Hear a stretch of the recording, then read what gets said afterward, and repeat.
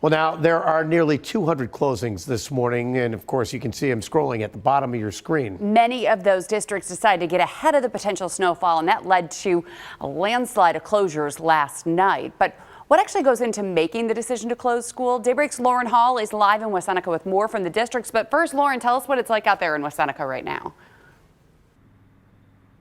Well, yeah, just like Heather said, this is the worst we've seen it in the last half hour or so. I mean, you can probably tell. I feel like I'm standing in a snow globe right now. The snow is falling, but it's also blowing around because of the wind. We saw really low visibility, especially on the 400 on the way out here. And again, this is the reason that we have seen so many of these school districts decide to close. Superintendents this year had two decisions to make, whether or not to cancel classes or hold remote classes today. And then their other decision, of course, is when to make the call. And here in West Seneca, the Central School District announced just before 5 p.m. that school would be canceled today due to this predicted snowstorm.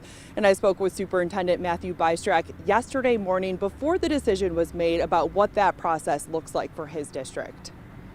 I mean, obviously you monitor throughout the day. You look at multiple sources. I think I have like 7 different weather apps on my phone, but you try to see some corroboration basically. All right, the TV forecast is saying this. We're seeing I got 3 apps that say this, kids suggesting to me that we should be off also, So, but, the big picture really is just kind of looking you're always thinking about safety first. So you're looking at when it's going to hit, when it's expected to hit. The wind speed definitely plays a factor, at least in my mind. The snow totals and just our ability to be able to clear snow from our sidewalks. And a couple other things that go into the superintendent's decision-making process here. I spoke to several over the last few days. One thing is they like to give parents as much notice as possible, so that's why you see them try to make the call the night before if they can.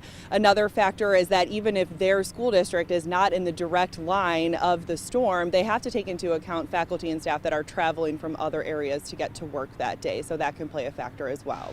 For now, I'm Lauren Hall reporting live in West Seneca. Pete and Melissa, back to you.